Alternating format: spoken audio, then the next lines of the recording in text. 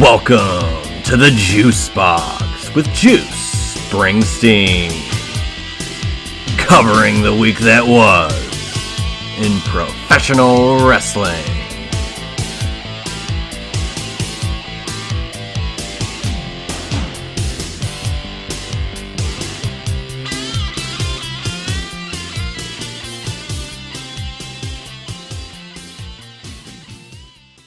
Welcome into the Juice Box. This is kind of a out of nowhere, out of left field production that we're coming up with and conjuring up. But shout out to the man to my right on the screen, maybe to the left. I don't really know. I'm going to do the little Russell Wilson thing. But hey. Oh, yeah. How'd that end up last night? Hey, I'm wearing Raiders gear right now. So there I got the Raiders fan piece of me right now. But all right. With me to do this special edition of the Juice Box kind of on the fly. But hey, this is what we do here. Andrew Baydala. Look at him drinking some Dunkin'. Kind of bribed him to come on the show here on the Juice Box for the AEW Full Gear predictions. So, Drew, it seems like you're going to be going to the show. Are you excited for this thing? Yeah, I'll be there. We sold a bunch of tickets for the Prudential Center in the Pier Club. Looking forward to seeing everybody on Saturday for that. I just wanted to get some wrestling fans together to have a good time. Everyone, always asks how much money you make off the seats. Not a dime. You're on the payroll, Drew. Oh, yeah, that's true. Right. I forget. Just looking to have everybody get together, and it's a good reason to get out and see some of my buddies. So that's why I'm here. So, yeah, I'm looking forward to Full Gear. We'll see what happens. Yeah. There's a lot of meat on this Moxley bone. I'm hoping. You think? I'm hoping. I'm hopeful. I'm an optimist always. We'll have a cockeyed optimist, if you will. Yeah. So we'll have to wait and see. But I think the Full Gear card, I think Swerve and Bobby are the most well booked right now in terms of like storyline advancement and everything else like that. I'm really looking forward to that. Should be a good one. Looking forward to hopefully the House of Black winning the tag titles after everybody was kind of like, oh, Malachi's gone and everything else like that. That would be what they would do and what they should do. But taking the belts off a Private Party might be a little premature. But we'll have to wait and see. But yeah, I'm looking forward to it. The Fletcher Ospreay match is something looking forward to. I saw they announced Takeshita and Ricochet. Yep, match is just going to happen. They just announced it out of nowhere. They're about as on the fly as the Juice Box. Yeah, I just, the other thing that was troubling to me is like, where's Hook and Cage? Oh my God, I know, right? So yeah, but other than that, there'd be right. You'd think that there would be some more build or some guys that aren't even on this card, or again, one women's match, that's not really something that bothers me in terms of like, would I love to see more women representation on this card? Yeah. Absolutely. 100%. AEW is loaded with female talent, loaded.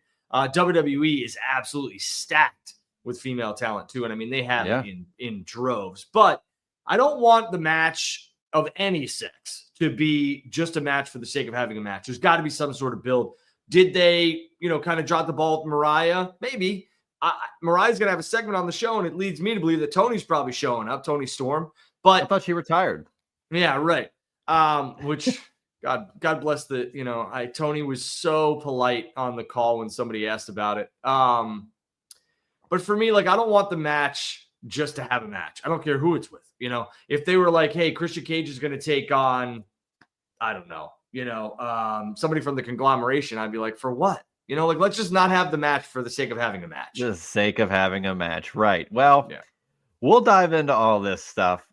We cannot talk about this card without talking about quite possibly the greatest and most hyped 0-hour match in the history of AEW. We're talking QT Marshall with all the odds against him.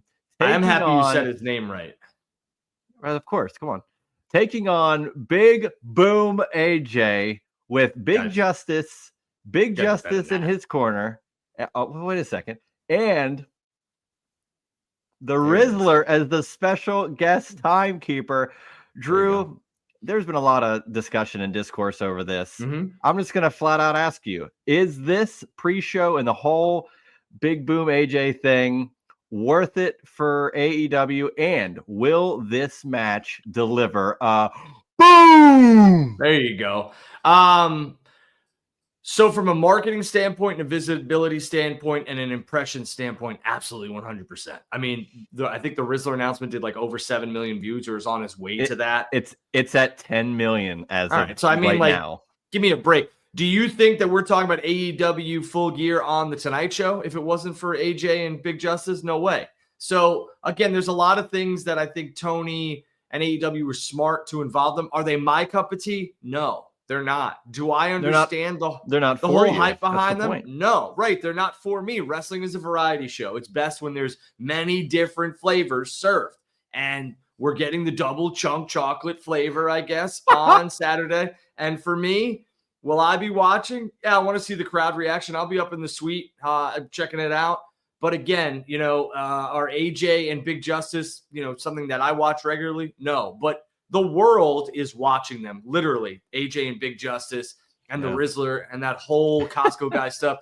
So if they can even capture a 10th of that audience over to AEW, and again, they're not putting it on the pay-per-view. AEW could have been real stingy and made you pay, or real, money hungry, make you pay to see AJ and Big Justice and the Rizzler, but they're putting it on the pre-show. So I think a lot of people need to understand what this is. And this is something that's been done time and time again in the wrestling business. And not to mention, these guys are more wrestling than some of your wrestlers. So, I mean, just the marketability and how they sell things. I mean, come on. They are incredible sellers. Specifically AJ, my God, in the 1.5 minute promo he cut in Times Square, he dropped the Prudential Center, who he was wrestling, where it was happening, what day, a couple times in a course of 1:30. He's very concise. He's a pro's pro when it comes to this. And I feel like promoting matches in that way is a lost art, and good on them for an AEW for striking while the iron's hot. It is. There's a lot of things that I learned from my psychology minor. I'm not going to give away secrets that I do on social media to see who's watching. There are some things that I do incognito and I say so that people will be like, I don't watch that guy. And then all of a sudden I see different things that they're doing, or I hear different things, and I'm like, you definitely watch my stuff. And it's not me being braggadocious. It's just me saying there's some words that I'll make up that are not a word, or they're words that are like from like an ancient, time that aren't used anymore from the, the 20s and the 30s. Then all of a sudden I see some streamers using it and I'm like, okay, all right. I mean, I don't know if you heard it from me, but who else is saying it? So again, very lost art in the wrestling business. Prudential Center, Saturday. I jumped on here for this has been 3 minutes, and I've already mentioned the Pier Club and the Prudential Center 3 times now, and that's my business. So again, that's just the art of selling. And it's for me, it's a lot of people have forgotten how to do it. They just think that they need to get in the ring and have the best moves. And that's not what business is. I mean, you got to wrestle. There's no doubt about it, but there's a lot more wrestling than just wrestling. I heard through the grapevine that you coined the term imminent. Is that true? I don't think I coined it, but I definitely popularized it for sure. I said the word imminent, and it wasn't imminent, and I was roasted for it. And then I saw some others using it, but I'll take the Mr. Imminent moniker for sure. As you should. You should embrace it. So, I mean, with this first match, I hope that you get to see the pop that the Rizzler gets, and I hope the match goes well. So, Juice, I want to talk about the Rizzler for a quick second, because I flew in for a Mets playoff game, and he was in the crowd. That he was in the crowd just to hype the crowd up, and the crowd went ballistic for him. So it's just something that, and there's another word, you start seeing people use ballistic, they watch the Juice Box. They went absolutely ballistic for him. They went absolutely nuts. And I was just like, I looked at my dad and I was like, and my son doesn't watch him, but I was like, who is this guy? And my buddy picked me up from the airport, and I was like, hey, the Costco guys are wrestling tomorrow. And he was like, who the hell are the Costco guys? And I was like, okay, cool. Wow. But it's not the demographic. It didn't reach everybody. Right. But he's a 37-year-old male. It's not. Well, what are you, Drew?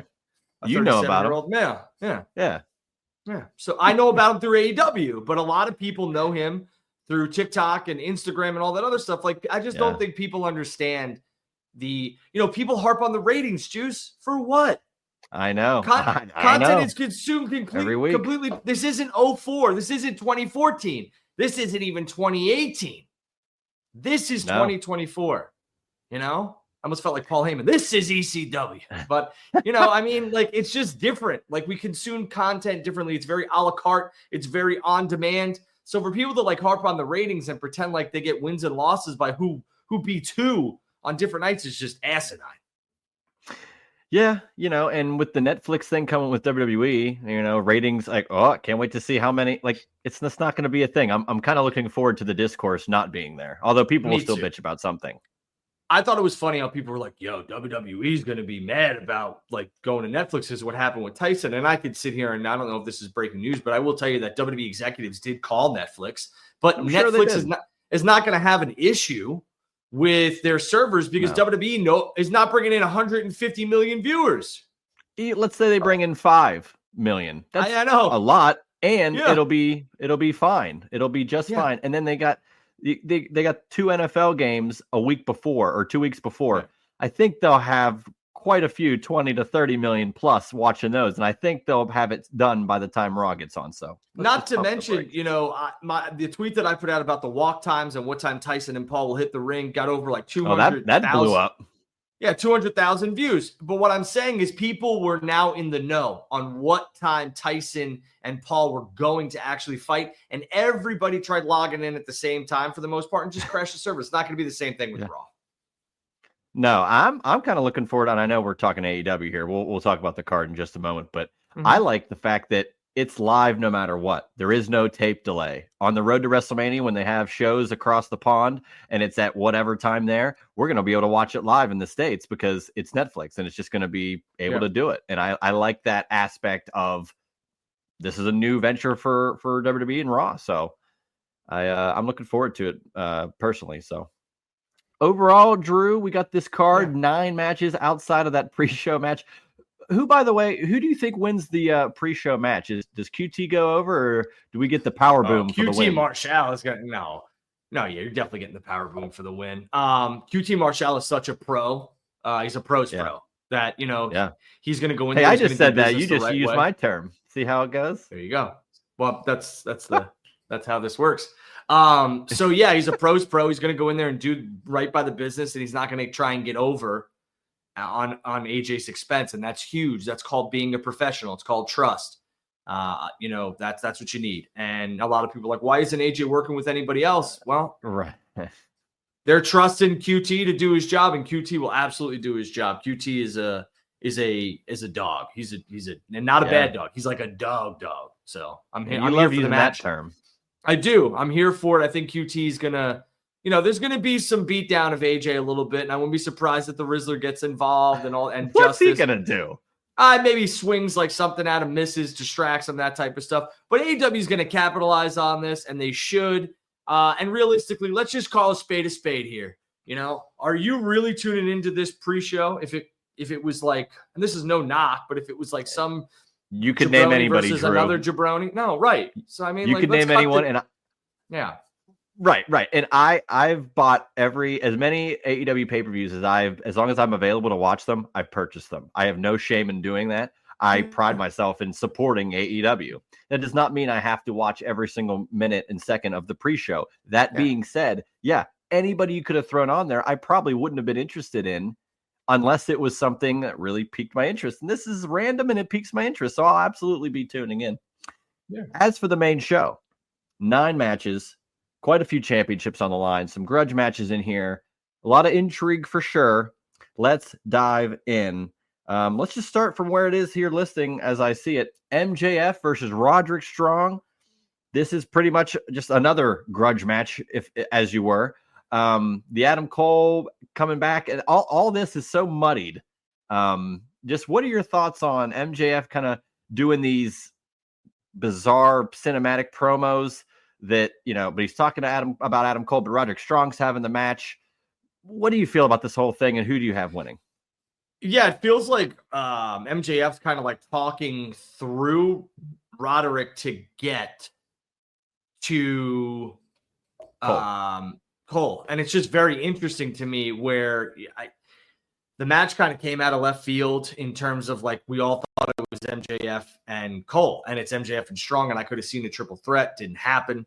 The promo last week or this past Wednesday did really nothing for me in terms of like selling the match. I think AEW needs to stop harping on like, people's past, their moms, their dads, all that other stuff. The Christian gimmick I get, but like, all right. So his mom was a drug addict, shot his dad or an alcoholic, whatever. Like I come on. But for Shout me, out to Josh Cross from Triple Threat Theater. Rizzler's going to choke slam QT. That's exactly what we need to see.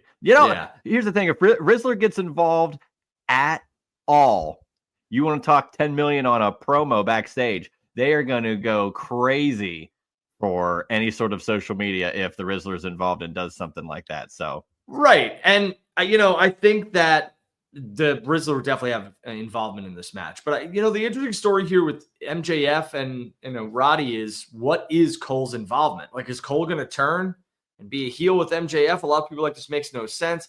It's professional wrestling. Like, things need to make sense, but like, there's good guys and bad guys. Yeah, I mean, Big Show turned like 15 times in one day. So, I mean, I don't know. We'll have to wait and see, but it just seems like Adam Cole is being inserted into this match one way or another, and we just have to figure out which way it is. Shout out to Phil here. He says, and he means Cole, I guess they're waiting on doing Cole and MJF at World's End a year after they had the Devil reveal last year, which makes a lot of sense, and I wonder if they would touch on that. But to your point, if there's some sort of heel turn, that ain't happening. Well, I mean, it could. I can tell you this right now. The AEW is not doing the finger poke of doom, which would absolutely... Oh, what do you mean? I thought it was WCW. That's what people have been comparing it to. Let's do it. It would make me laugh hysterically if we get out there, MJF, puts a finger on Roddy, he drops, and Cole comes out, and he's like, what the hell? I would love it. It's typical MJF heel bullshit. Probably not going to happen. If I had to guess, I think if we are getting the turn on Cole from Roddy, it's Cole comes out to help Roddy, and Roddy hits him with a chair or who knows, blasts him. I don't know. Something's going to happen. I don't think Cole is turning on MJF or turning on Roddy to be with MJF. I think it's going to be vice versa. I would love to see the rematch I guess not a rematch, but a full year to the date, basically, of a MJF Cole match. We'll have to wait and see on that one, though. For sure. So I don't know. I'm going with MJF.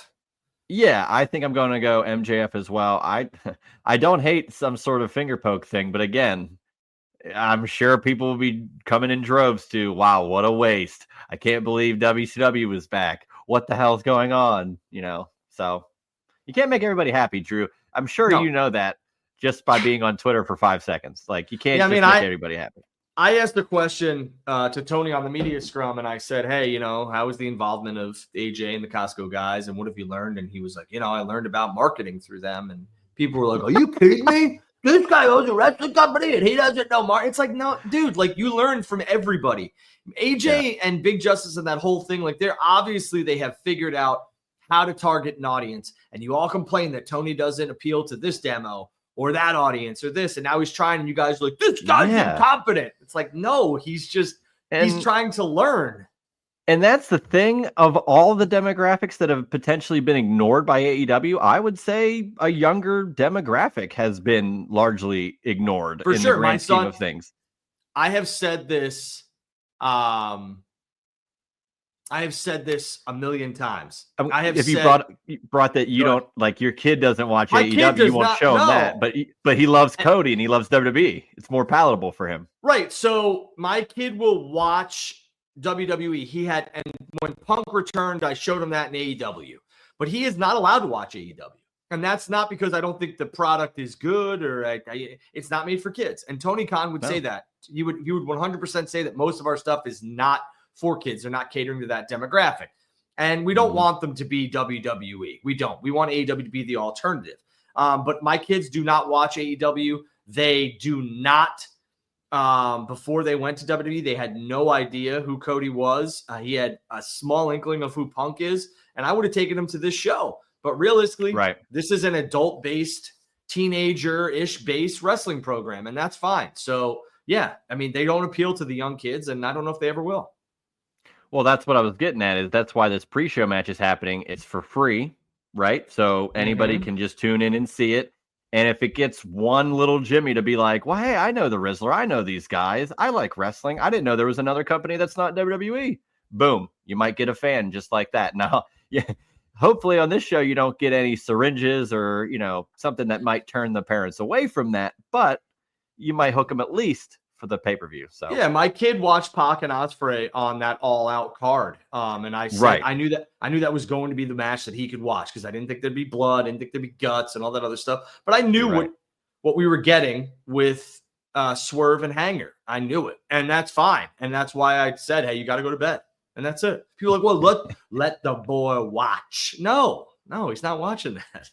You know what that is? Neglectful parenting. And I'm glad you don't do that, Drew. You're a very respectable gentleman. And I've seen as a respectable adult on this platform. So you're one of the good ones for sure. Thank you, Juice. As it regards. Of course, Drew. That's why you're on this show. I don't like to make any sort of enemy. I like welcoming people that treat me well, and I treat them well. It's one of the earliest things you learn as a kid is treat others as you would like to be treated. And that's what we like to do. Yeah, I don't judge people on their political beliefs, their religious beliefs. I don't judge people on their sexual habits or anything else like that. Yeah. I judge people on how they treat others, and I judge people on how they talk to others. You know, if you talk to people with disrespect or you treat people with malice, I'm out.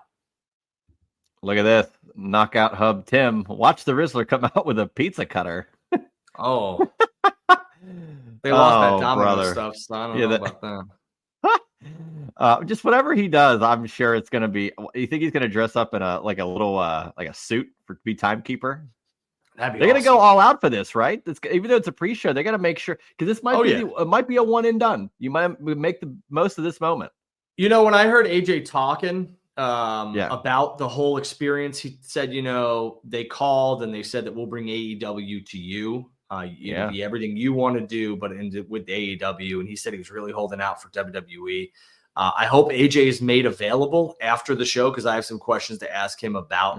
Has his stance changed? Yes, Drew. This is what we need. This is the hard-hitting journalism. Drew talking to Big Justice and AJ. Let's go. So we'll see what happens, but I do think that there's a possibility that something else happens, but we'll have to wait and see.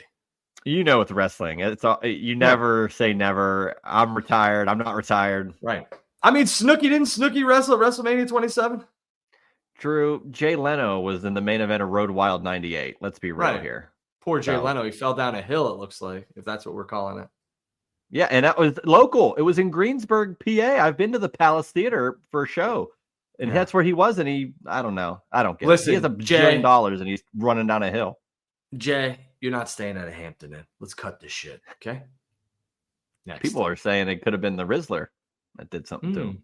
I bet you it's somebody with the first name The. Don't know if it's the Rizzler, though. Moving on. A rematch from Wrestle Dream.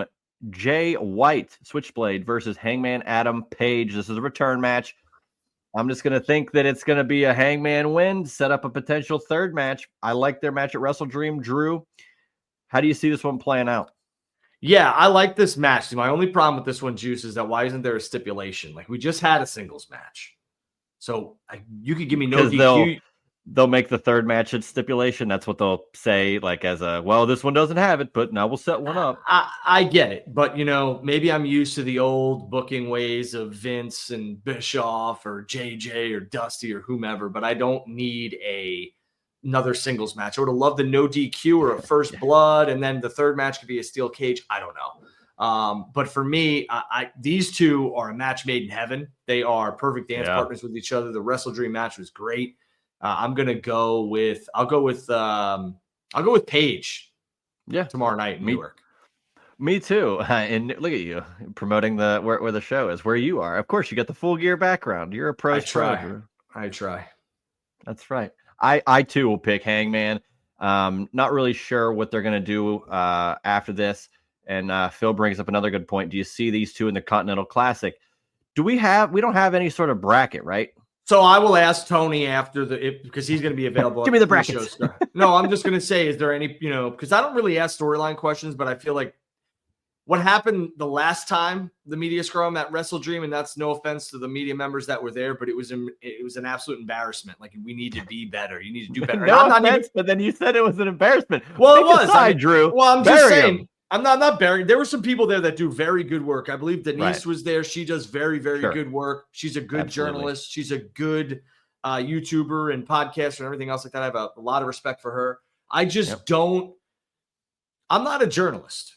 I'm an opinionist, but you need to know how to act in these settings, and you need to know, like, read the room. All right, we need a storyline question here. So for me, with this one, the Continental Classic around the corner, Tony said that he would, announce something after Full Gear. I will ask Tony, if given the opportunity, if somebody's up there, hey, could you give us some insight on who will be a part of the Continental Classic? It's interesting to me, though, Juice, because I don't really like the concept of Okada jumping into the Continental Classic because he's the goddamn champion.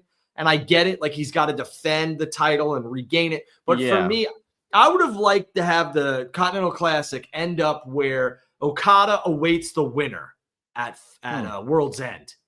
That is interesting, but I kind of like how he has to you don't get a bye. Sure, you won last year, but this is this year. You gotta go through the gauntlet again. I like that. Juice, isn't this almost like a ticking time bomb? It's a ticking time bomb. Oh, I'm holding this championship, and it's got an expiration date, basically. Then ask Tony why he pigeonholed a championship with a tournament at the end of the year that only gets defended at that point. Like, if he's the champion by the end, you have to be in the tournament. Like, I don't know. They should defend that title more. I'm with you. Exactly. So that's what I'm saying. It leads to, well, he's going to be in the tournament. If he loses it, at least it does bring intrigue of, well, we'll have a new champion. It's just tough to make it that elevated, considering this is only the second year they're doing it. There's a lot of things that I'm wondering. I'm wondering if Okada's injured, and that's why they haven't really utilized him in the past 2 months. Did he wrestle at Wrestle Dream? Didn't he? I'm pretty sure he did. I'll check. I think he did. Sure I think he was in a 6-man, right? Maybe. I'm looking at it right now. Okay. Maybe he didn't. I don't know. I don't see him on there. Takeshita, Hologram, all these other guys wrestled at Wrestle Dream. Yeah, maybe he is hurt. I haven't heard anything, to be honest with you. Because that's a talent you want on your pay-per-views. That's a talent you want on your television. So he's not on this show. Right, that's what I'm saying. I think there you go. Either time off granted or he's hurt. Right, and I'm sure he's going to want to do the Tokyo Dome January 4th show, right, for New Japan? Or is that even a thing? Like, is he just all elite? Yeah, Kenny is going to be doing that. Oh, you know what? My buddy just texted me. Okada had a baby, so there you go. Congratulations, Okada. There you go, bitch. That was nice. Nice little slide in there. It's interesting. The Kenny stuff is interesting to me too. Like, I understand in Japan, their talent has been absolutely ravaged by AEW. I mean, they're all over in All Elite Wrestling, and the roster's depleted. But again, for me, if I think it's a great move for Kenny. But if I'm Tony, I'm like, hey, we need you here, dude. We need you here bad. Like, you're one of our major stars. You can have your Wrestle Kingdom and your Wrestle Dream match, right? And your whatever you want, I'll give it to you. But I need you here. Yeah, and I'm sure they are working it out. I'm sure he'll be back into the fold sooner rather than later. Let's go to the 4-way. Do they call them Fatal 4-ways? Because I know they called them a 3-way dance. They don't call it triple threat. They're harkening back to ECW. I think Tony and AEW tries their damnedest to stay away from the WWE terms. So they just utilize ECW terms. November to remember. Well, I mean, Tony Tony will tell you this. He's a huge ECW fan. We've talked about that. Yeah. He was at Jericho's last ECW show. So I'm sure this will get clipped, but I'm going to say this because I really don't care. Because everything we do gets clipped, Drew. You bring out great points. I did break some. I had some good. I don't want to call them predictions, but I mean, I broke a little bit of news on your show a couple times. I guess they were predictions that came to fruition. I think a lot of people don't like Tony Khan because Tony is a fan first who inherited a bunch of wealth and then decided to use that wealth to make a wrestling company, a promotion, because all the stars align. And for me, it's like, I feel like a bunch of these guys and girls who jump on Twitter and bash him, hate him because they wish they were him. It's like a fan buying a sports team. And like Gary V, everyone wants Gary V to buy the Jets. But as soon as Gary V buys the Jets and they're not to exactly what they deemed appropriate for the New York Jets or the vision that this person from fucking East Bumblefuck, Idaho, doesn't have, they're going to be like, oh, Gary V's a terrible owner. Like, a lot of you hate Tony because you wish you were Tony. You could say that you don't, I'd run this company better and I would do this. And it's like, okay, next. Yeah, right. Got it. I know. Screaming into the mic absolutely helps. Yeah, you and your 11,000 followers on Twitter are going to make an absolute difference. I mean, I wish that people use their platforms to be constructive and be better. Like, it's just wrestling. If you don't like it, go do something else. But don't hate on somebody for no reason. Tony Khan, literally, it is. He's the fan that got lucky and has people money hate it and can do it. Yeah, well, because they hate him because they're not him. And if it's not to your liking, well, how would you do it? And it's like they don't have good answers for that. Like, I hate how this is booked. Well, how would you book it? No, I don't have an answer. Well, then shut the hell up. Yeah, Tony is something that's just people, like I said, they want to use the sports analogy where they're like, oh, I wish a fan would own my team. A fan opened a wrestling company with a lot of stars, and you guys hate it. You guys absolutely hate it. Can't understand it. And people can't. They hate what they don't understand and fear what they can't conquer. If you're a Packers fan, though, you do own the team. That's right. At least the share. So, but let's get to this fatal 4-way, quadruple threat, whatever you want to call it. Private Party, the Outrunners, Kings of the Black Throne, and the acclaimed AEW tag titles on the line. I was kind of shocked that Private Party actually did get the win. It was nice 5 years after the fact that they got the win. I mean, look. Gin and Juice is their finishing maneuver. How can I not, guys? You know, let's be real here. Yeah. So the Outrunners, though, are on fire. I've seen them at live shows, and they're getting huge reactions. I think they could be a play here as let's strike while the iron's hot. But like you said, Malachi Black, well, I guess he's done. He's done. He's leaving. Oh, he's in the tag title match with Brody King and the Acclaimed, the former champs, in this as well. A lot of possibilities, a lot of avenues here. I'm going to hold off on my prediction until I hear what you have to say, Drew. So, there's a buddy of mine that I talk to every day, and he was like, what would, and his name's Blake. He was like, what would shut a lot of people up and what Wait, Tony Blake Mitchamore? Yeah. Friend of the show, Blake Mitchamore. Friend of the show, Blake Mitchamore. Yeah. And he said, what would shut a lot of people up, and I'm sure this is what Tony will do. He'll have the Kings of the Black Throne. Is that what they're called? Yeah. They will defeat FTR and they will win the tag titles at Full Gear. And I was like, that's actually brilliant. I would do it too. Because first of all, Brody King is a dog and Malachi Black is just so good as well. So put the straps on him, let him run. But I don't know if it takes away from the Private Party stuff and what we're trying to have happen with now Danny Garcia and Mox and Cassidy and all this other stuff. So for me, I would love to see the Kings of the Black Throne take the AEW tag titles. But for storyline purposes, I'm going to stay with Private Party just so I can come out of these predictions on top. And I'm going to say Private Party retains. But I would love and welcome the Kings of the Black Throne to win the AEW tag titles in Newark on Saturday. I would love the Outrunners to win the AEW tag titles on Saturday. Even if 80s, brother. That's right. I don't think it's like a bad thing. You have a million titles in AEW. I don't think it's a bad thing to be like, these guys are hot. Let's give them the titles. Who cares if they hold them for a month? They'll defend them next month. That match will be hot too. You get 2 months out of them, and then you give them back to Private Party or something. Like, why not? Let me ask you a question because you're a smart man. Thank you. What is, what separates people in the wrestling business? Like, you're a talent. What you're a talent? Charisma, the talking, promo ability. Or a gimmick, as the kids say. Something different. The Outrunners are a throwback to the 80s tag teams and all that other stuff. But they commit to it. Their videos are all. You have to commit to the bit in 2024. You have to go full gear, Drew. All in, right? So for me, it's like they're committed to the bit, right?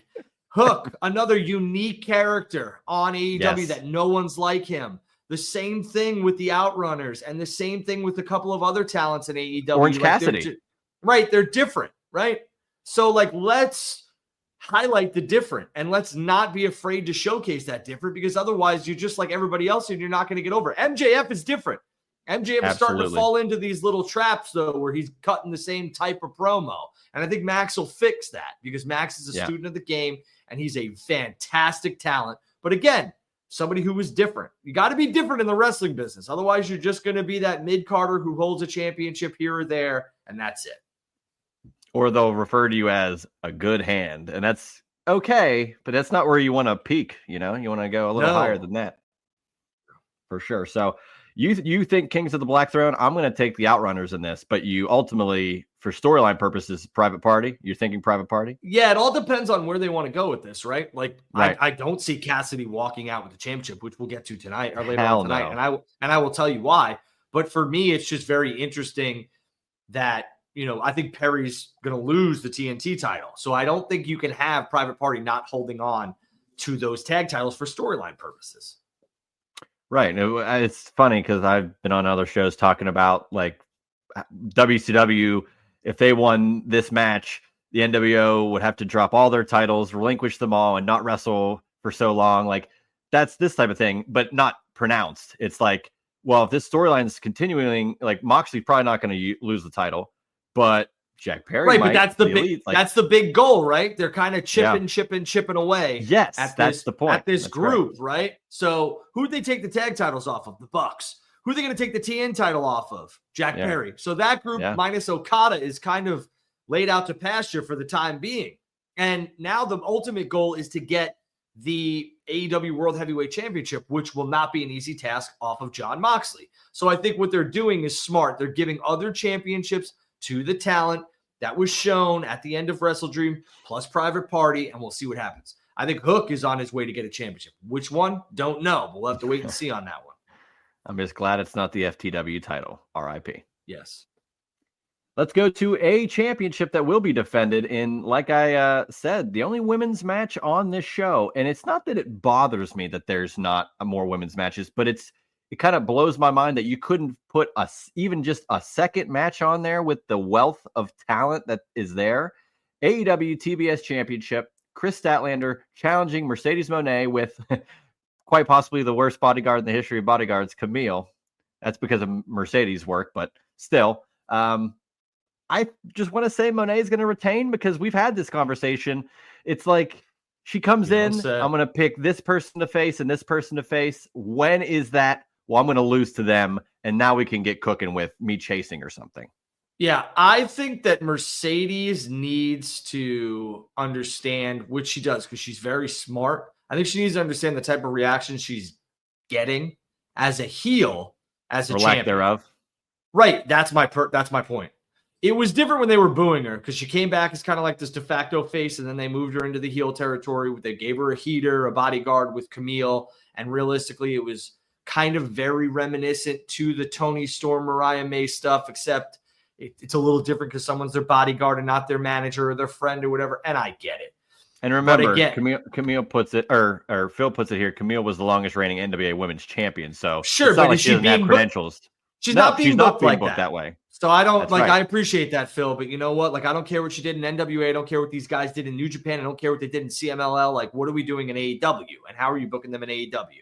If you want to, rest on your laurels there in terms of like what they did there, you're going to have to highlight that in video packages. And realistically, your audience doesn't give a shit about what they did elsewhere. So for me, I think Moné needs to jump off this I'm not going to get beaten type of range she's on. Find somebody picking her opponents. Yeah, I think she needs to find somebody who she can make money with. And there's a lot of women on this roster who she could. She should drop the TBS title.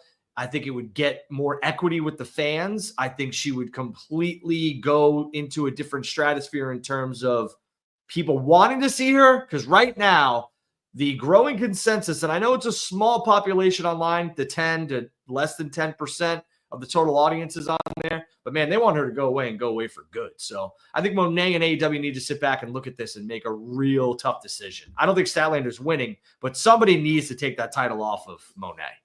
And we've talked about, go away heat in the past and how it was kind of like, no, it's just like you don't like them, which to me is actually a worse thing to admit, is that the fans just don't care about you. That's way worse than not liking you or liking you. At least it's something. Right.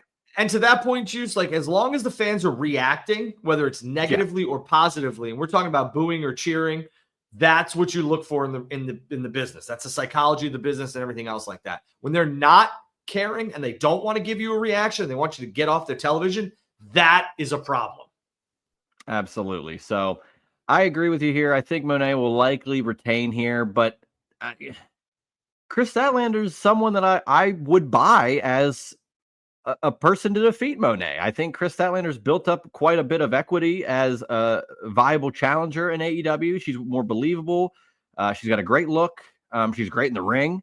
And, maybe sometime in the future, but for now, it's all about the Monet.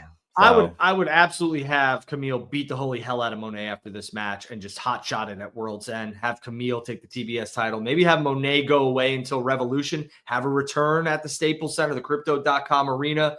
Maybe out for Blood and Vengeance, and maybe a little R&R and a little time away from the AEW audience. And I know they're paying her a lot of money. I get it, and it's not what you want.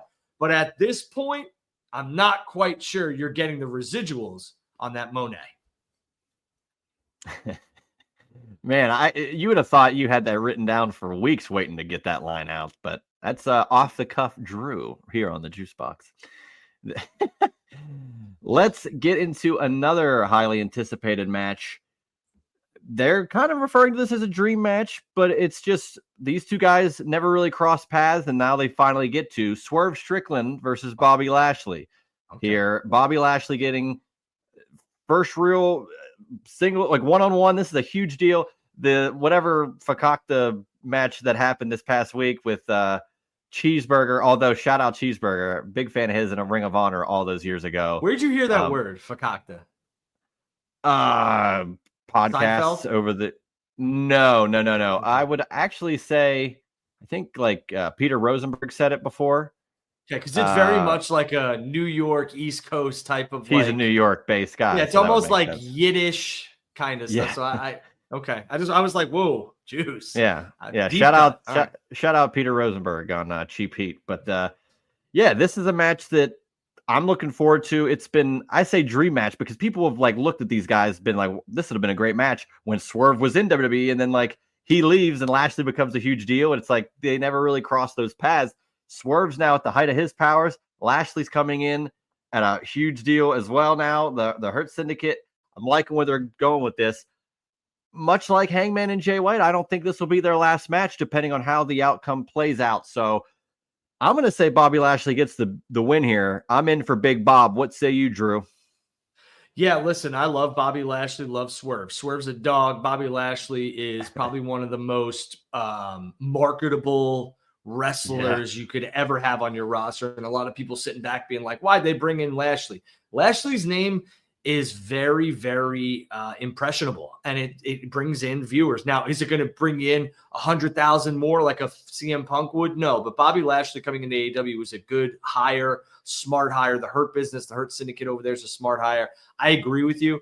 I think Big Bob takes the victory on Saturday at the Prudential Center, but I think it's kind of like interference-ish, and we'll get Swerve to get his rematch, and he'll get the one-up on Big Bob and the Hurt Syndicate. I think Swerve might need two other dudes or maybe another guy with him so that we could have a tag match or a six-man tag at World's End where maybe we get, Swerve and the other two gentlemen going over on the three members of the Hurt Syndicate or two. But this match is something I'm very much looking forward to. I think the writing, and I know who wrote the stuff, has been very, very solid. And I think this is one of the best builds that AEW has on this card. So shout out to the writers and the producers and the talents who are doing this. Right. The talent has to execute regardless of what's going on there. So I would just say, I don't know. I'm curious as to who, if they do a trios or what have you, who would be that team? Would it be two random guys that have a problem with Bob, or would it be a tag team? Really don't know what that. Did you see Leo joining the Hurt Syndicate? Sure. Because they were together in WWE. Why not? And I was going to say, why Tony Khan brought in Bobby Lashley? Why? Because he's a former ECW champion. Ah, okay. Got it. So are we going to get, he brought in Show. Ezekiel Jackson. Who else? Yeah, right. I don't think so, right? Christian. So that's not going to happen. Christian's a former ECW champion. That's true. We're talking WWECW, but yeah, sure. Okay. Well, I wonder who would tag about that. That's the point of the joke, Drew. Come on. I wonder who we would get to have on Swerve's side. Who could Swerve align with that is not friendly with Bob or Shelton? Private Party loses their titles, it could be them, or if they are champions, they use them. No, the Acclaimed. There you go. There you go. Okay, that works. That. You think that's enough? You think that satiates the fans? The Acclaim being with Swerve, like, does that make sense to you? Yeah, that's a good word too. I would say yeah. I think the Acclaimed are missed right now. Just like I think FTR's missed on this card. Huge FTR guy. But again, there's only so many matches, and that's the other thing. A lot of people sit back and they give Tony and the bookers who are booking this stuff a lot of crap. Too many matches. Then he leaves off certain people, and they're like, "Yo, where's my guy?" You can't win, Drew. You can't win. It's tough. You put too many people on. The roster's too bloated, or you're not using the roster, or there's not enough being used on each show, or the show's too long. What can a show? First of all, AEW pay-per-views. I could sit here and not watch any episodes of Dynamite, Rampage, Collision, whatever, and buy the pay-per-view and be like, "Damn, I cannot wait for that next show." Like every time it delivers. So to me, it's like, why are we nitpicking when the biggest part of this company delivers every single time? That model is troubling at times, though, for me at least. Sure. You don't want that to be the status quo. AEW does a fantastic job of marketing, promoting, selling tickets for their pay-per-views. And I think they need to grip people and sell people more into the television shows that coincide with your pay-per-views and build to them. Because I don't remember the time where AEW had less than 5,000 people in the building for a pay-per-view. And there's many times where their television has less than 5,000 people. So, Yeah, I mean, it's something you don't want to just like hinge on where just the pay-per-views are great. Okay, but people have TV, not for free, but way more accessible, and they're not paying $50 to see it every month or every week. So you'd like to that. And again, it doesn't have to satisfy those that with the ratings. It just has to be good enough week to week to keep you interested, bring you back. Like, I don't know. It's an easy thing to say, but sometimes it's tougher to make the juice worth the squeeze, if you know what I'm saying. Easier said than done. It's all about execution. For sure. So we'll see what happens. I got Bob Lashley. Do you have Bob winning as well then? I got Big Bob with the big victory in Newark. Big Bob. I love calling him Bob ever since, 2019 Monday Night Raw might be one of the worst years for the company in history. But just Rusev and Bobby Lashley having that crazy like cuck angle brought out Rusev saying Big Bob and Bob Lashley. And I'm like, I want people to call him that all the time. It's amazing. I like the Santino Marella when he called John Cena John Chana. I still call him John Chana when I'm not on the air and stuff like that. And for me, that's me. I listen to Rob Zombie and I call him Bob Zombie, It's only a good old Bob Zombie. Good old Bob Zombie. Let me some Bob Zombie. What's your favorite Bob Zombie song? I'd say More Human Than Human, which is a White Zombie song. My dad loves Thunder Kiss 65 from Me White too. Zombie. Me too. That was my second favorite song, and I'm a Dragula type of guy too. So Dragula is amazing. Never Gonna Stop is great as well. I like some of the stuff on like the House of a Thousand Corpses. Yep. Yeah. Hellbilly Deluxe. Is good. Yeah. Oh man. Love Bob Zombie, man. Good rock outfit there. So another good Bob, Absolutely. Let's get to no more Bobs on this card, but we got the last four matches here got some juice for sure. AEW TNT Championship here. Daniel Garcia challenging Jack Perry for this prestigious championship. You've already kind of brought up that you foresee Jack Perry losing. I'm going to say this, and I titled it as one of my recent podcast episodes. I have done a 180-degree turn on Jack Perry in the best possible way. I have been quoted as saying he has the charisma of a penny and have given him no credit whatsoever. However, in the last few weeks and months, and we've talked about it, a little bit of an allusion to what Raven used to do. He's not being Raven, but he's doing his own thing in that regard, being mysterious, being dark and brooding, having the blacksmith title created for him. All these types of things. And the line that put me over the edge for Jack Perry as, damn, I kind of believe this now, is when he got choked against the wall by Daniel Garcia, and Jack Perry's like not really trying to get away from it, but he just says, hey, they used to dance for me too. And that was like, damn, that is a dark, dark line for if you're an AEW viewer, you knew Jurassic Express and this whole thing and everything was happy-go-lucky. And now look, Luchasaurus is doing his own thing. He's a bad guy. Jack Perry's been hated by everybody. Daniel Garcia, they love your little dance. But when that stops, are the fans going to care about you? Jack Perry says no. I love this Jack Perry. I think he's going to lose, though. I agree, Drew. What say you? I love your Raven comparison. I made it a while back, and people looked at me like I was nuts, but I felt like Jack Perry had this kind of like edge to him, no pun intended. We talked about that on our All Out show whenever the cage, the blood and guts thing happened. Yeah, I think that, speaking of edge, I think Copeland's probably on his way back sooner rather than later.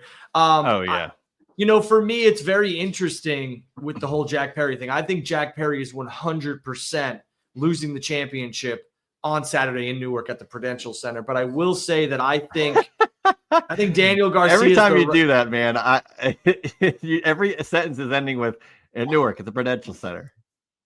I think that Danny Garcia is the right person for it. And I also think that it's interesting. They're running off a lot of the elite characters, right? The Young Bucks, they packed their stuff and skedaddled.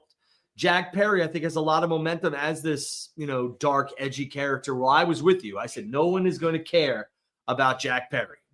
And I was wrong. And I'm a man, and I will admit when I'm wrong. Yeah, but I will tell you right now. I don't like the fact that the elite's running scared. So we got to figure out why that is, because they packed their stuff and left or whatever else. And that's interesting to me, but I need some advancement on that. Why did this happen? And maybe we'll get that. Do you think it's because of the Death Riders? It is. It absolutely is, because they lost the titles to Private Party and then they split. But again, for me, it's like, why we abandoned the ship of the elite hostile takeover. Now we're on the Moxley hostile takeover. I need these all to make sense on why the elite decided to just skedaddle. So let's figure that out. But Jack Perry losing the TNT title, although a cool championship that he made, I think it's happening on Saturday. Yeah, and it'll be interesting to see if Danny Garcia keeps the Blacksmith TNT championship. I probably doubt it. He probably won't do that and he'll get retired. But for the future AEW Physical Hall of Fame, have you thought about that, by the way, as a sidebar? We're 5 years in. Do you think they're going to, maybe 10 years they do an AEW Hall of Fame? Like what would satisfy you? There's a lot of people who don't think that AEW is going to be around the next 5 years. So, I mean, that's true, but I'm talking to you, Drew, and you know that it will be around. So is 10 years too soon? Like when is that cutoff of let's do it? I think the first time you should have an inductee into an AEW Hall of Fame is after their 10 years. So I think, if you want to do year 11, I think that's fine. I think the first person that should go in, which, is going to cause a lot of uproar. There's two of them. I think all of the EVPs should go in. But they'll be last. I I think Jericho would get in first. Jericho is going to be. That's why I said it's going to cause a lot of uproar. But I think first AEW champion. The man, and you know what? I understand a lot of you don't like him. I get it. And that's fine. You don't have to like the man. But what he did for AEW is he got them off the map. It was like, oh, shit, that's Jericho over there. Not to mention, it got, with some other things, but it got them the visibility on Warner. And that's what you needed. Yeah. So you can hate all you want on Chris Jericho. And I don't care what side of the fence you land on it. The business side is undeniable. I mean, Jericho in 2019 helped this company get off the mat. So. And the whole industry is better off with AEW in it, so you can't have that without Jericho saying, I'm going to risk my WWE flag by being the AEW. Yeah. I'll clip it for you. It is. The industry is better as a whole when you have two viable companies spending money on talent, making people earn livings, and having different canvases to paint on. Wanting one company to go away is the dumbest thing on the planet. Just so that you and your buddies could sit around, open a six-pack, and be like, remember when Tony started a wrestling company? What does that do for you? Like, did they nothing? And you'll get WWE back in their old ways of, well, we have no competition, so let's just phone it in. Triple H is going crazy with booking because there's a competitor.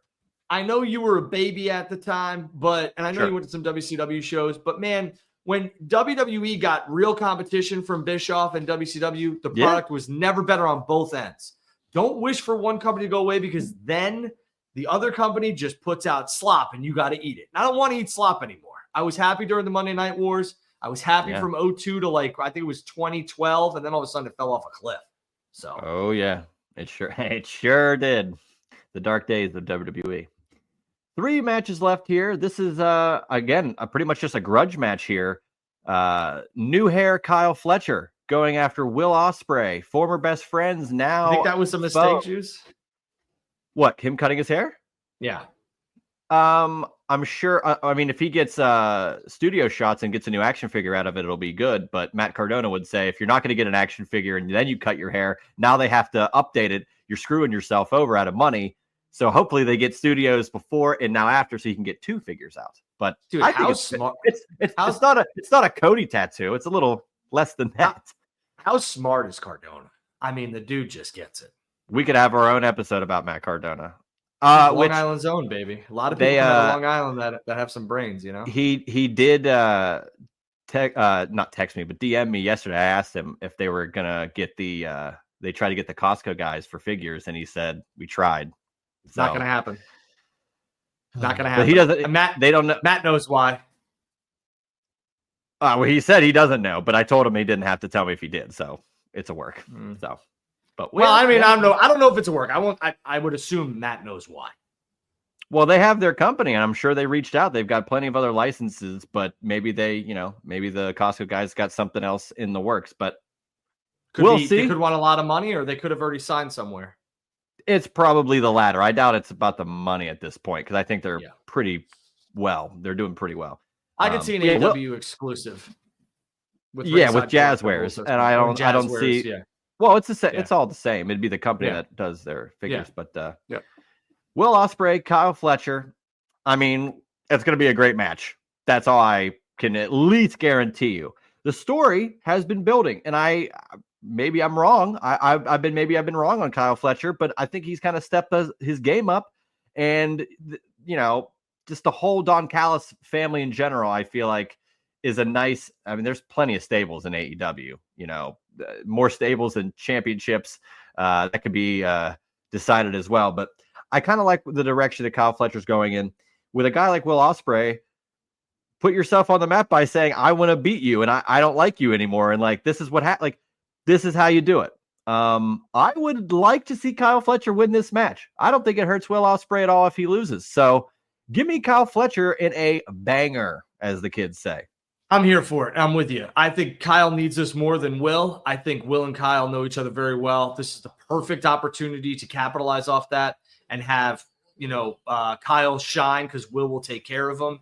Will's bulletproof. The match is going to be an absolute banger. And again, this is the part of the show with AEW. There's so many things on this show. This is going to be your holy shit type of match moments for the AEW audience in terms of moves and all that other stuff. We got 4K D-Ray. It's got to be a Fletcher win headed to Australia, right?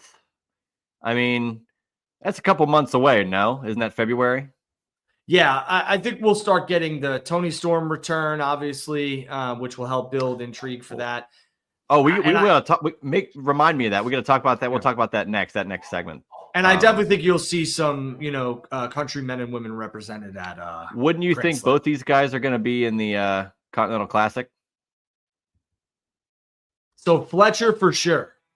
Yeah. That would be my prediction. Not quite sure on Will, but Fletcher for sure. You want a big match at World's End, they could run back Okada and Ospreay.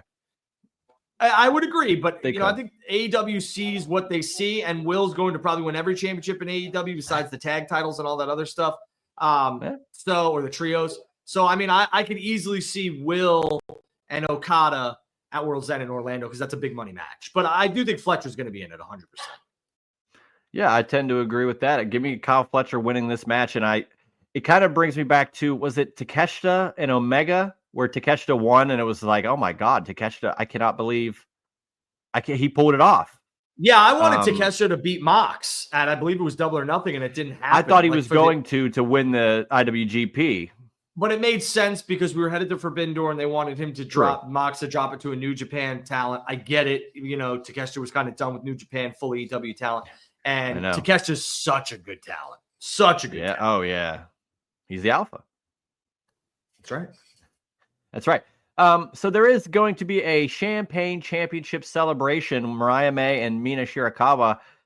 I have stated I think it would be cool for Toni Storm to crash this and potentially debut some sort of new gimmick, if not angle of the gimmick, because she has stated she's retiring. Check my Twitter bio. Everything is a work. I don't buy her leaving abruptly for a second. So give me something new with Toni Storm. And I'm sure she'll kill it, telegraph whatever this. it is. I think the AEW did themselves more harm than help by Tony should have just remained silent. They could have had it. I know the rumors were going to swirl anyway, but at this point, you've almost thrown it in everyone's face that it is going to happen. And you want to know what? Maybe it doesn't. Maybe we're all wrong, but it seems to me like if I'm betting on Toni Storm showing up tomorrow night at the Prudential Center. I'm not going to get the whole night tomorrow. I'm going to watch the show and I'll be like, wow, I can't believe they're having the show at the Prudential Center. There you go. See? Oh man, I love it. Yeah, I think it is kind of telegraphed, but sometimes that's not a bad thing. It's because I honestly was not even aware they were doing this celebration until they brought up the graphic on Dynamite this past week. Maybe I was lost in the shuffle there, but putting together, oh, Tony just had this thing come out. They're doing this. Seems like there's some smoke, could be some fire. And there's plenty of fire when you're talking Mariah May and Mina Shirakawa. Let me tell you. Yeah. Listen, champagne celebrations are fun. We'll have to wait and see what happens. I'm more of a red wine guy. That's what I'm going to do after I jump off this with you. I got a dinner date, so we'll have to handle that. And yeah. So, I like red wine more than I like champagne, but whenever there's a champagne celebration, I think there's going to be some shenanigans. Champagne and shenanigans go hand in hand. Wow, that should be a party, the champagne shenanigans. There you go. You get $1 million idea right there. Phil says, I got to get a counter going for how many times Drew says things. Yeah, you should. We get a prudential counter, a cliche Stack counter. marbles on the freeway. Yeah, you're. Oh my God, smoke cigarettes backwards. Yeah. Here we go. All the cliches. A lot of you wrestling fans smoke your cigarettes backwards, and I can tell by some of your responses on X. So hey, you told me that whenever I chimed in with my first super chat, supporting you guys, you and Sean on after the show, and I was just trying to support. I asked one question, and as soon as it gets asked, I get buried by Drew. Smoke cigarettes backwards. What are you talking about? If I bury you on the air or somewhere else, it means I like you. I this from way back in the day when you were with CSR. I've always respected you, and you're a good human being. And that's the difference between a lot of these other people. You don't go into business for yourself, which if you're watching this, you should never do. Never try and outshine anybody that you're working with. It's a collaboration. It's not a me thing. It's a collaboration. If you can't collaborate, get out. That's right. That's why your name is also underneath here. This is the collaboration. This is the collaborative effort. Friends helping friends, collaborators helping people. It's what a concept. People helping people. What a novel concept. We talked about this guy earlier, and I guess they're having a match because Tony Khan tweeted it. No actual promo for it, but damn, I'm sure this will be another match of the night. Takeshita defending international title against Ricochet. I was one of those that was critical of, Ricochet has this great big opening, great match with Will Ospreay. I was in attendance for that show, the 5-year anniversary. And then it was like, he's going to wrestle on Collision. And it's like, here we go. But now, here we go. Ricochet, Takeshita, title on the line, pay-per-view setting. They are going to steal the show. Drew, what say you? Yeah, I mean, the Ricochet Takeshita match obviously going to be a very good match. The problem with it is that they should have built this better, in my opinion, on Dynamite or Collision or whatever. Utilize television. Yeah. Ricochet's not winning. I just don't see it. I think maybe we get some sort of interference by somebody, but I just do not see Ricochet winning the championship at Full Gear. So we'll have to wait and see. I think Takeshita is going to get a really warm reaction at the Prudential Center, which is interesting. I think AEW needs to take that into consideration when booking him going forward. Really? What did that mean? What do you mean by that? Do you think he should? Do you think the international title is not the ceiling for him? Is that what you're telling me? No, I think this is the ground floor. I think he's headed to the penthouse. But for me, I think AEW needs to start understanding, which they do for the most part. Their target audience is the wrestling audience, like the wrestling audience. So for me, these people love Takeshita. I understand what they're doing. If you will. Yeah. they're giving him a lot of heat, and they got callous with him, and it's smart because otherwise he would be cheered, and that's not what they want right now. But they got to be careful who they book him against. Ricochet's a great opponent, but they got to keep Takeshita strong, and they got to be careful going forward, in my opinion, because Takeshita's reactions are only going to get louder and louder and louder. He's a star. He's the alpha. We got Tishon Peoples. Drew, my guy, lots of good points. He does have good points, doesn't he? I try. We also have this interesting for Drew, the business guy, Ticket Drew in my phone. Does Drew know how well tickets are moving since the last update earlier today? Yeah, I would predict that AEW is going to have close to 10,000, if not over 10,000 in the building tomorrow, Prudential Center, New York, New Jersey. It's like Drew is like, how can I prove I'm not on the payroll? By consistently referencing where the show is with the background of the show that I'm going it. in the show I'm going to be at. You get it. You get the gimmick. You get it. Of course. And Phil chimes in. Does Ricochet ever win a title in AEW? And this is what I kind of brought it up for. I think he's tailor-made for the Continental Classic. Give me Ricochet and Kyle Fletcher. Give me Ricochet and Okada. Give me all of it. Give me every single potential matchup with Ricochet and those guys. Yeah, it's a good way to get Ricochet over. But for me, no. I don't want Ricochet winning that championship. I would love to see more equity in Ricochet because right now I'm not there. But Ricochet's a great talent, and it's up to AEW booking to book him strong. And I know there's this rumor of Speedball Mike Bailey. Don't really know his catalog, but it'll be the Continental Classic to really get him over if that's where he's debuting.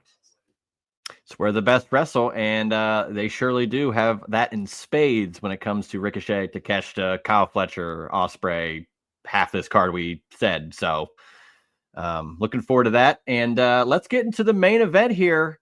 I know, so we'll just set it up. AEW World Title, Orange Cassidy versus Jon Moxley, of course, defending. Orange Cassidy now in his black denim. I'm going to kind of chime in with a quote from your former co-host, JD, who said, how can I get excited for this match when Wheeler Yuta is going against Orange Cassidy in the main event on the Go Home show? I tend to agree with, I'm not sure if that was the best way to promote Orange Cassidy. Like, I would have done an angle to have the Go Home show end instead of just a one-on-one match where, like, his point was, well, if Orange Cassidy's having a tough time with Wheeler Yuta, and that's not to disparage Yuta, but it's like, well, how are you going to compete with the world champion who's killing everybody? So I kind of agree in that sense, but I would have just liked an angle to close out the show instead of, like, more of just a traditional angle instead of this match. But I'm with you. Do you think I fully understand where you're coming from. Any chance Cassidy wins this? Because I don't see it at all. That's where it leads. What's next for this Moxley Death Riders thing? If that's the case, if that's how the match goes. No, I don't see Orange winning the World Championship at Full Gear. Although they have crowned some of the AEW originals at this show, I do not see them AEW crowning Orange Cassidy tomorrow night. What's interesting is how do we get to this finish? What happens? How do we keep both these guys clean? Because Mox needs to come out of here with the victory, holding the AEW Championship, but you can't bury Cassidy. Because you've kind of built him as this challenger now, and people are going to get invested and have been invested. I agree with you. The stuff on Dynamite for me was a miss. The ending was a miss. Not everything's going to be a home run, but this was a miss. Mox wins. I'm interested in the conclusion of the match and how they book Cassidy throughout it. If they book Cassidy and he just gets the shit kicked out of him, I don't think they're going to be invested. The people, the fans are going to be invested in any sort of stuff going forward with Cassidy. He'll have to be removed from whatever the plans are revolving the Death Riders and this group. So it's very important to how they book him tomorrow night, him being Cassidy. Right. And let's say Mox wins, as we both think is going to happen. Is there anything after the show? I know it's very early for Brian to come back because I think I think if he wants to be involved with something, whether he's wrestling or not, I think it would make sense. He's the guy that they drove out, tried to kill. Even if he's not wrestling, he could lead somebody or some group in or something. What's next for Mox if he retains it? So it's interesting. He didn't get neck surgery. Yeah. So I think he being Bryan Danielson. So I think that's very interesting. But again, I'm with you. I think it's soon. They could. People are like, Shane lives in New York. Shane McMahon, I don't think is showing up. You never know. But I would highly doubt it. I think you get more returns than you get debuts. I could see Copeland maybe coming back, Omega maybe coming back, and Tony Storm. Other than that, outside of the box debuts, I don't see it. Maybe they announce Speedball Mike Bailey. I don't know. Who knows? But in regards to the finish of this match, again, it really depends on where they want to go. They need to keep Mox and Cassidy. Mox is a killer and Cassidy clean. That's a hard thing to do right now. It really is. And I don't know. I like that it's been the originals, as you said, and Orange Cassidy gets this shot, but it's not that I don't buy it, because Darby Allin I could buy winning. We talked about Brody King. I wanted to mention this point. I think Brody King is a guy that could win the AEW title or challenge if a guy like Darby has it, based on how they work. So a guy like Orange Cassidy, the same thing, but specifically in this storyline, it's like a 5% chance I see him walking out as champion. And that's only based on your point of Full Gears, where people kind of get crowned, and it would just abruptly stop the storyline. I don't see that happening at all. It depends on how they finish, how the finish, happens. Could it be something where Mox gets screwed? Okay, then there's some story there. But a lot of people, even AEW loyalists, are like, I don't see Orange being the guy. That's an interesting concept. When, for the sickos, they don't see a guy who basically is Mr. AEW along with some others not being the guy. So tomorrow night, I think, is pivotal for AEW at the Prudential Center and how they get out of this match with both men kind of clean. They really need to. Yeah. And AEW is not known for their garbage schmodge finishes. Like they're going to give you a finish. So I think it's more likely that Mox wins. I doubt it's a beat, like a squash, but I think that they definitely beat Orange Cassidy up to a pulp. Juice, orange, a lot of puns in there that you could find. Joke. That's a good dad joke. Good dad joke. I do what I can. Hey, well, if a dad approves it, then I'm on my way. But I think there's probably a beatdown, and hopefully we get an angle. But who would be next for Mox if he retains? I mean, does Team AEW have anybody left that's viable? That's why I think this match comes off with some sort of could this be Copeland? Finish. Could be. But Copeland kind of is the ex-WWE guys that all those other guys are, minus Wheeler Yuta, True. So it's interesting, and they've referred to Wheeler as the pawn. So for me, it's he is a pawn. Will we get a continuation, or will we get a conclusion? Is this going somewhere, or is this it? Is Wheeler going to turn and go after Mox? What do they do? Yeah, I don't know. That would mean that would not bring a lot of. The good thing about this is for the good thing about this, for all the stuff that we're kind of up in arms about, truthfully, is that we are at a position right now where we can't really call this match. We say that Mox is going to win, but how do we get there? We can't call the finish, how it's going to happen, all this other stuff. So that's very interesting to me. That's the only part of this that I think has some legs, is Mox is going to win, but how? How do we get here? And where are they going after this? That's the interesting point. Right. And I think that's been my biggest critique of AEW, outside of cliche things like a bloated roster or too many titles. Those are little things that can get tweaked over time, but lack of deeper stories that last longer than a couple of weeks or pay-per-view to pay-per-view really is something that I think AEW could work on. And they've been doing better. Like we've been talking about, the Death Riders, Don Callis family, these stables, certain storylines, the Elite going away. They have things in motion, but it's all about what's next, paying off at a pay-per-view, but setting up for the next one. It's how you tie those things together that make that continuity and that stability for a company that people can get behind and say, hey, this truly is a competitor. They're not just having great matches. I don't think AEW wants to pigeonhole themselves as just that. It should be where the best wrestle, but it should be more than just that, I think. I think their stories do matter, and I think they should lean into that. So overall, I agree. Yeah, everything could be better. Everything could be better. I agree. Everything could be better. Yeah. Yeah, but who are we? Well, you're on the payroll. It's going to get better. What's I got some. You're people just placating me for the show. Yeah, I got some people who just walked into my room who are giving me the eyeball. So I'm getting to get off the air. So I got to go. Perfect. So I was just going to say, what are your thoughts? What are your thoughts on this card as a whole before we wrap it up?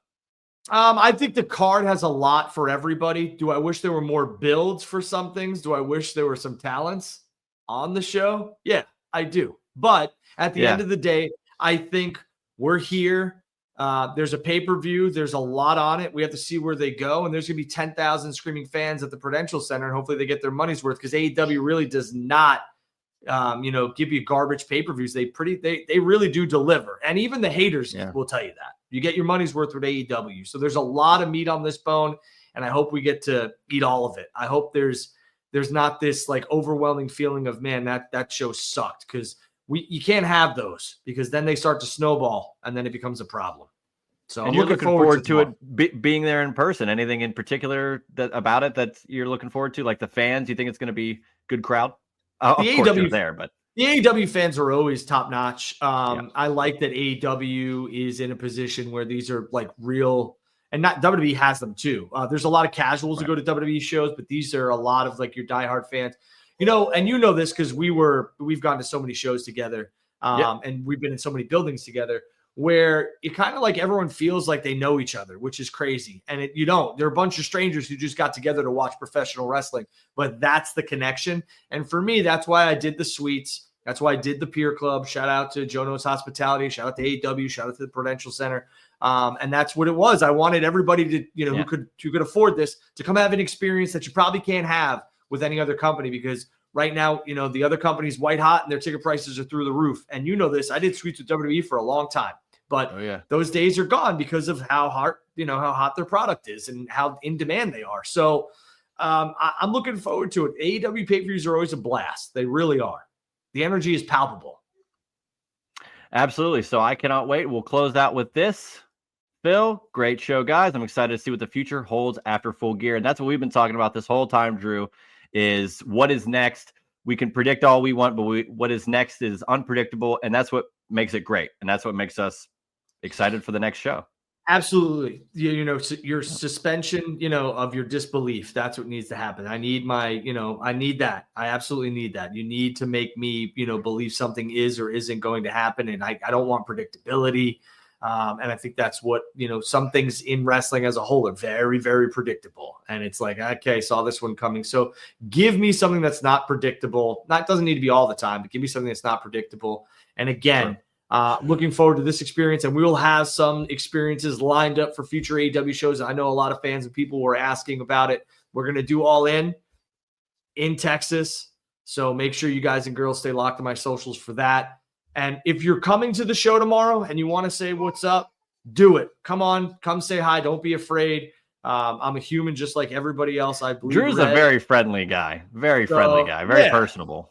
And I will see all the people who are in the Pier Club. I look forward to, hanging out and having a cocktail or taking a picture, whatever you guys want. Please don't be shy, because that's the least that I am. I'm the furthest thing from shy. And come say hi and let's have a good time, because that's what this is. It's a Saturday night, right? Let's go have fun. Yeah, how many times you get to meet the real Mr. Clean in the flesh? That's true, Mr. Clean. And I will have my brother with me who looks exactly like me, just bigger. Poor son of a bitch. He's got more muscle than I do, so good luck. That's not that hard. Thanks for joining me, Drew. This has been wonderful. I appreciate your time. Where in the world is Carmen Sandiego? They're going to put you in there next. You're just flying around, football, wrestling. You do it all, man. So here, there, and everywhere, buddy.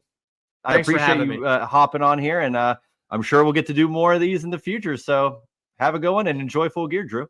I'll see you, Juice. Thanks, buddy. Absolutely, buddy. That was The Juice Box with Juice Springsteen. Make sure to subscribe to The Juice Box wherever you listen to podcasts.